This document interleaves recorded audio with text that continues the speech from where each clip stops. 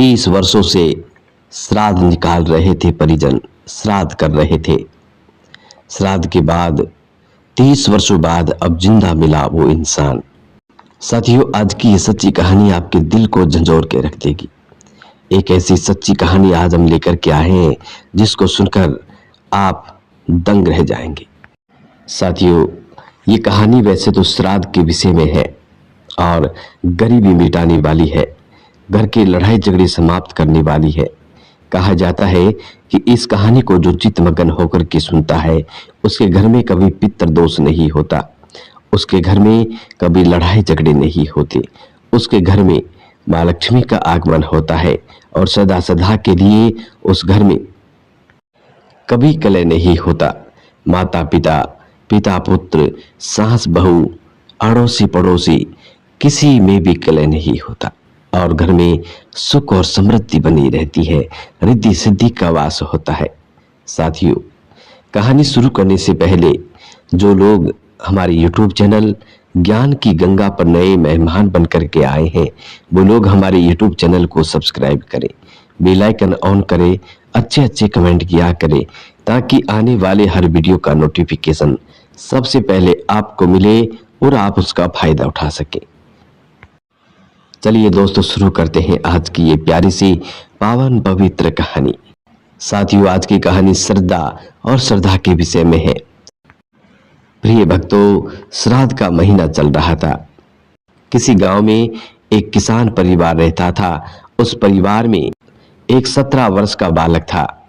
उसके परिवार में उसके माता पिता थे, एक बड़ा भाई था, भाभी थी, रिश्तेदार थे, दोस्त थे। गांव के लोग भी उस परिवार से बहुत प्रेम करते थे। वे परिवार सीधा साधा, धार्मिक और परंपराओं को अपनाने वाला था। प्रिय भक्तों, उस परिवार में एक दिन एक पंडित जी आते हैं। वो हमेशा आते रहते थे, हर त्योहार पर आते थे, हर धार्मिक अनुष्ठान पर पूजा पाठ के लिए उसी पंडित को बुलाया जाता था, वही आते थे। जब भी परिवार में कोई परेशानी आती, कभी बीमारी, कभी धन की कमी, कभी घर में कलह, तो परिवार वाले उसी पंडित जी को बुलाते थे। पंडित जी हर बार यही कहते थे कि आपके पूर्वज आपसे नाराज है, किसी की अकाल मृत्यु हुई है, कोई पितृ अधोगति में है, आपसे बहुत नाराज है, वही आपको दुख दे रहा है। इसकी शांति के लिए पूजा करानी पड़ेगी, श्राद्ध करना पड़ेगा, दान दक्षिणा देनी पड़ेगी। प्रिय भक्तों, हर साल किसी न किसी बहाने पूजा पाठ होता, श्राद्ध होता, पंडित जी दक्षिणा लेकर चले जाते। ये सब उस घर का 17 वर्ष का बालक चुपचाप देखता रहता था और मन ही मन विचार करता था कि जो मर चुका है वह कैसे किसी को दुख दे सकता है, जो शरीर छोड़ चुका है वह भोजन कैसे कर सकता है। प्रिय भक्तों, वह बालक प्रतिदिन सुबह अकेले ही अपने मन के विचारों में डूबा हुआ खेतों की देखरेख के लिए जाता था। एक दिन वह सुबह खेत पर गया जहां वह रोज जाया करता था। खेत के पास ही एक छोटी सी तलाई थी, तो उस समय सूखी पड़ी हुई थी। उस बालक ने वहां बैठकर बहुत गहन विचार किया। उसने अपने सारे कपड़े और हाथ का कड़ा और अपना सारा सामान तलाई के पास थोड़ी दूरी पर रख दिया और वही उस स्थान पर उसने आत्मज्ञान का मार्ग चुन लिया। अब वह लड़का संसार, परिवार, रिश्ते सब छोड़कर साधु संतों के मार्ग पर निकल पड़ा। दिन ढल गया, शाम हो गई, लेकिन बालक घर वापस नहीं आया। परिवार वालों ने उसे ढूंढना शुरू किया। गांव गांव, खेत खलिहान, जंगल, पहाड़, हर जगह खोजा गया, लेकिन उसका कोई पता नहीं चला। कई दिनों बाद परिवार वाले खेत में गए तो उसी सूखी तलाई के पास उन्हें कुछ खास जानवरों की हड्डियां दिखाई दी और वहीं पर उस लड़के के कपड़े भी पड़े मिले जो उस बालक ने पहने थे। परिवार वालों ने सोचा कि किसी जंगली जानवर ने उनके लड़के को मार डाला है और खा गया है। ये बात पूरे गांव में फैल गई। सभी लोग दुखी हो गए। परिवार ने मान लिया कि उनका बेटा मर चुका है, कोई जानवर खा गया है। समय बीतता गया, धीरे धीरे लोग इस घटना को भूलने लगे।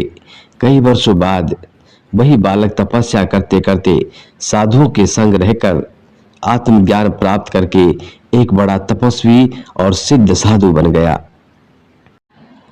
अब तो उसके सिर पर बड़ी बड़ी जटाएं थी, शरीर पर साधुओं का वेश था, चेहरे पर तेज था और आंखों में अद्भुत शांति थी।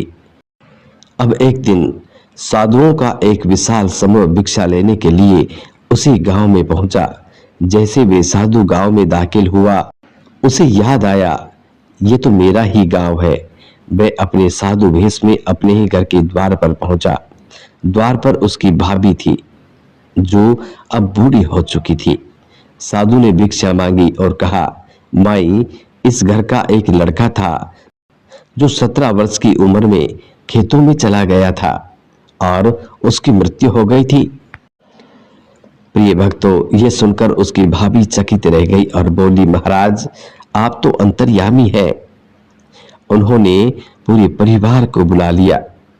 परिवार वालों ने पूछा कि महाराज, आपको ये कैसे पता चला?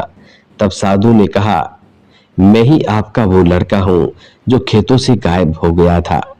प्रिय भक्तों, सब लोग चकित रह गए, किसी को विश्वास नहीं हुआ। सब ने सोचा कि ये कोई ठग है जो हमारी जमीन जायदाद हड़पने के लिए खुद को हमारा बेटा बता रहा है। प्रिय दर्शक मित्रों, तब साधु ने कहा कि डरो मत, मैं न तुम्हारी जमीन लेने आया हूं और न ही तुम्हारा धन। परिवार वालों ने कहा, अगर तुम सच में हमारे ही लड़के हो तो बचपन की बातें बताओ। प्रिय भक्तों, तब साधु ने उसके बचपन की सारी बातें बता दी।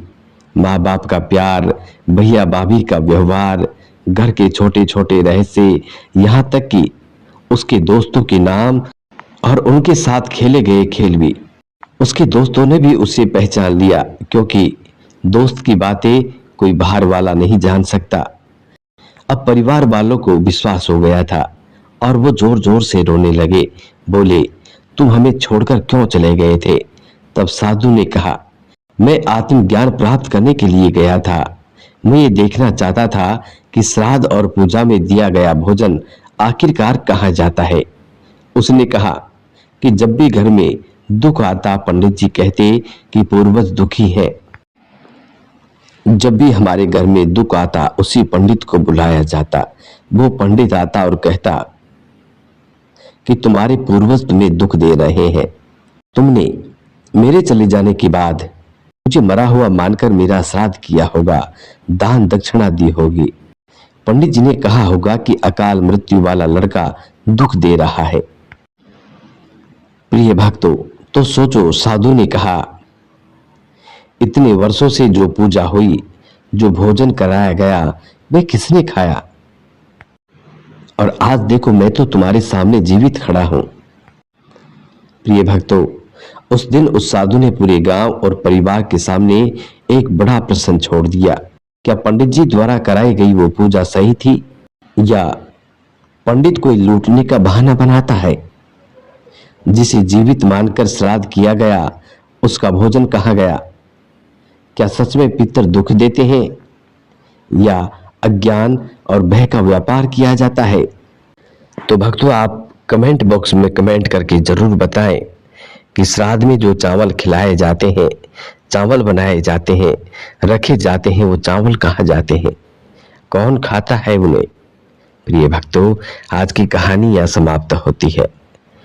आशा करते हैं, उम्मीद करते हैं कि आज की ये प्राचीन कथा आप लोगों को जरूर पसंद आई होगी और आप लोग इसे जरूर फायदा उठाएंगे। मिलते हैं साथियों अब आने वाले नई वीडियो में नई जानकारी के साथ। तब तक आप अपना ख्याल रखें और हमें आज्ञा दें। जी नमस्कार, धन्यवाद, राधे राधे, हर हर महादेव।